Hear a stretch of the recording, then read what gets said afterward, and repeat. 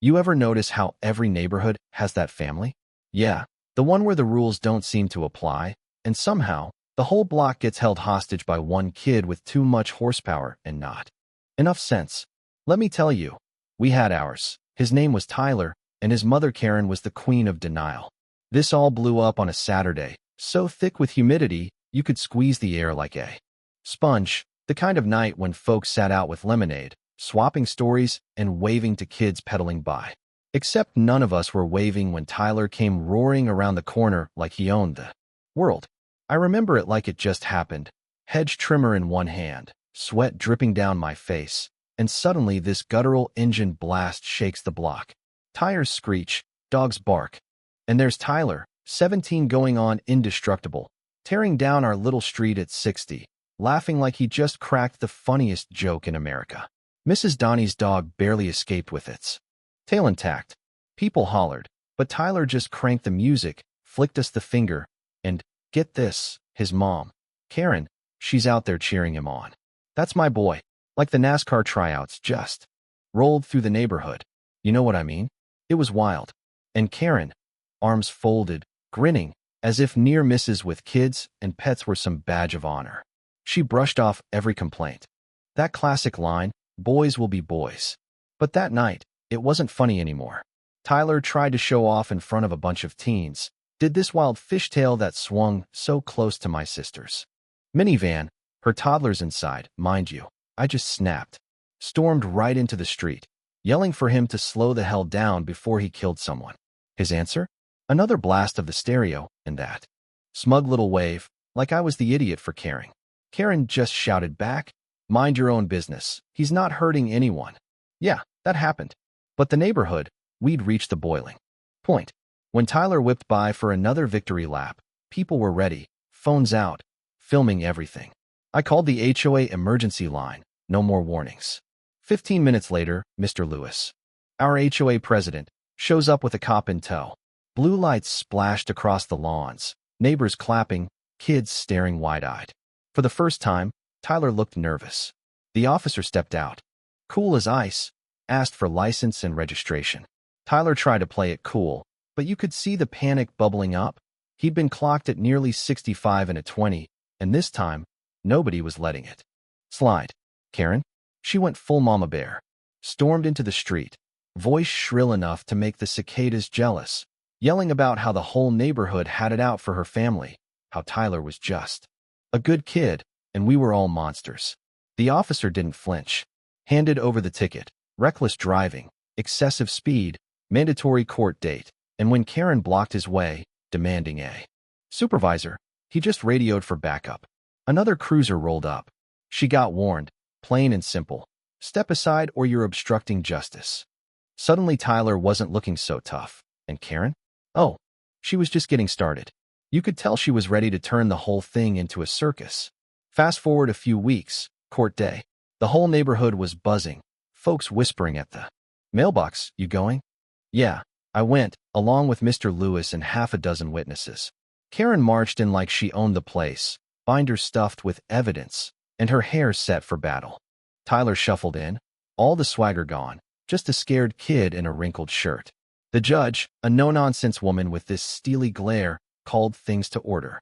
Karen tried to hijack the show, stood up, shouting, witch hunt, claimed the HOA had been conspiring since day one, accused the police of picking on her baby. The judge shut her down quick. Ma'am, you're not on trial. Your son is. Sit. Tyler squirmed. The officer testified, clear, factual, described the speed, the swerving, the near misses. Then neighbors, one by one, told their stories. Dogs almost hit, toddlers screaming. Mailboxes flattened. Karen tried everything, claimed the radar gun was broken, said we'd staged everything, even accused me of teaching kids to cry for drama. I almost laughed out loud at that one. But the judge wasn't having it. Another outburst, and I'll hold you in contempt. Karen grumbled, but sat down. Hours later, verdict's in. Tyler loses his license for 6 months, has to take a driving course, and put in community service. For the first time in months, you could feel the tension in the courtroom snap. Some folks even smiled. Karen lost it, of course. Begged the judge. Said he needed the car for school. But the judge just stared her down. He should have thought about that before. Gavel slammed. Game over. Except, Karen wasn't about to let it rest. Back in the neighborhood, she went scorched earth. Flyers accusing the HOA of corruption, Facebook rants, a Justice for Tyler group full of half-baked conspiracies. She begged for support. But all she got was ridicule. Screenshots of her posts floated around. People joked about it at block parties. Tyler, meanwhile, rode the city bus to school, slouching in his seat, getting called bus boy by kids who used to worship his turbocharged ego. The swagger was gone, replaced with something like shame. He barely looked at anyone. Karen kept coming to HOA meetings, shouting about lawsuits she never filed. Mr. Lewis, calm as always, just reminded her that the court's decision was final. It was sad, honestly. The louder she got, the more alone she became. And here's where things twist. One night, I'm out watering the lawn, and Tyler walks by, head down, looking like he aged a decade in a month. He stops, kind of shuffles his feet, and says, "Hey, I know I was a jerk. I almost hit those kids. I'm sorry." First time I'd ever heard real humility in that kid's voice. I told him, "Just learn from it, man. That's all anyone wants." Before he could answer, Karen yelled from the porch, "Don't apologize. They're the enemy." Tyler winced, but kept walking, and right then I saw it. He wasn't her shield anymore. The truth had started sinking in. Sometimes the consequences finally catch up, not just in court, but in quiet, painful ways you never see coming. Now, the street is peaceful. Kids ride bikes, neighbors chat again, and Karen's glare doesn't mean a thing.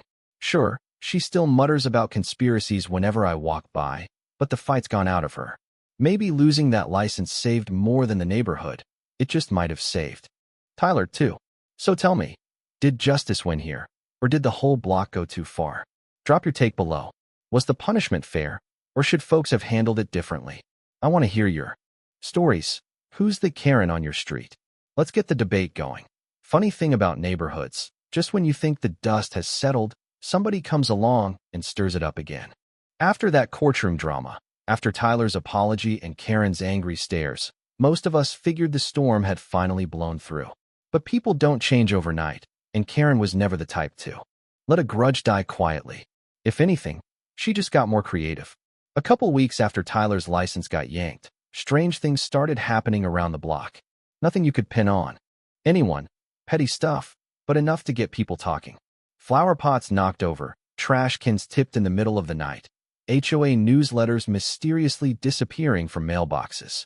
At first, folks thought it was just kids acting out, but then someone caught a blurry security cam shot of a woman in a bathrobe creeping down the driveway at 2 a.m. Looked a lot like Karen, but nobody wanted to be the one to point fingers.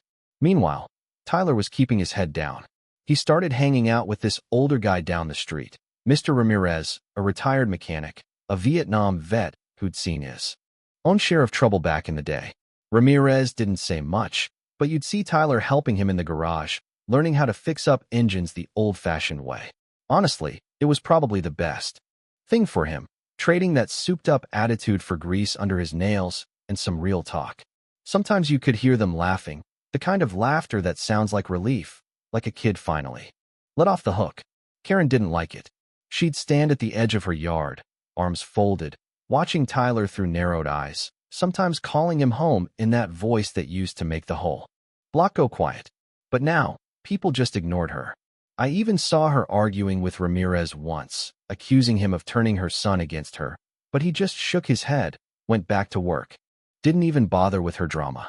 The neighborhood started healing, slowly. There was this one Saturday afternoon, block party season, where the Donnies set up a slip-and-slide, kids shrieking with joy. And nobody looked over their shoulder expecting to get run down by a Camaro. Parents lingered a little longer. Conversations eased back to weather and Little League. For the first time in months, it felt like a real community again. But Karen couldn't let it go. She filed one last formal complaint to the HOA, accusing them of harassment, discrimination, even theft, said someone was sabotaging her property.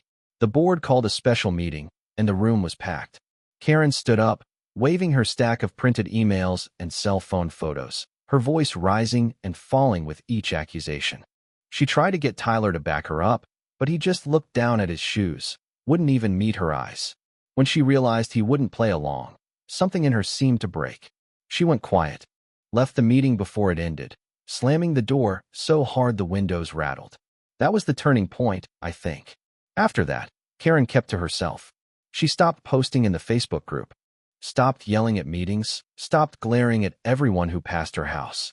Tyler kept working with Ramirez, and over the next few months, people noticed he'd started mowing lawns for folks who couldn't do it themselves, sometimes fixing up old bikes for the neighborhood kids. Little by little, folks stopped calling him busboy and started waving when he walked by. It's funny how quickly people can forgive once they see you're actually trying. And I started to feel bad for Karen, not because of what she did, but because she just couldn't move on. I'd catch her on the porch, looking tired, like she was finally realizing the only thing she really fought for was her own pride. One day, I was dragging out the garbage cans and saw her sitting there, staring out at the street. She looked up, hesitated, then said, "You think I was wrong, don't you?" I wanted to bite back, but all I said was, "I think you wanted to protect your kid. But sometimes, letting go is the best way to do it." She didn't say anything else, just nodded, real slow, and turned away. So now the neighborhood's quieter, the kind of quiet that feels earned, not forced. Kids play, dogs nap in the sun, and most days you wouldn't even know we ever went through all that drama. But every so often, I'll hear a distant engine rev down the highway, and I'll catch Tyler glancing up, maybe missing that thrill for a second, but then he goes back to whatever he's doing, and I know he's learned something none of us could have taught with just a lecture. Funny how justice works, right? It isn't always the courtroom or the cop cars or the HOA rules. It's what happens after, when the noise dies down and people have to live with what's left. Some folks change, some dig in their heels, and some finally find peace where they least expect it. So here's my question for you. Have you ever seen someone really change, or does the past always follow them around? Can people like Karen ever let go, or do they just find new battles to fight? I want to hear your stories. Who surprised you in your own community? Drop your thoughts below, and let's keep this going.